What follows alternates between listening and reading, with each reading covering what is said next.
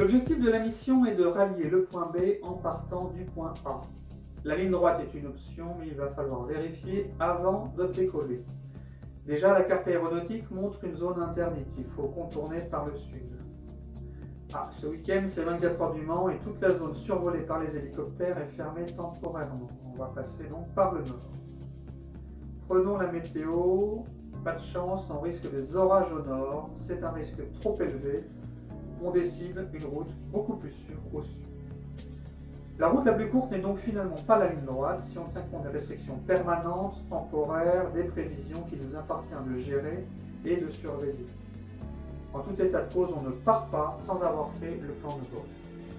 Bonjour à tous.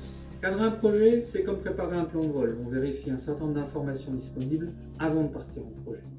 La solution la plus évidente qui va directement à l'objectif n'est pas forcément faisable et les informations disponibles doivent être analysées. Ainsi, la réglementation actuelle, ses évolutions à venir, ce que fait la concurrence, l'existence de brevets sont des bloqueurs potentiels. La prévision des coûts des matières premières, l'analyse de la complexité technique, ce sont des risques à considérer avant de démarrer.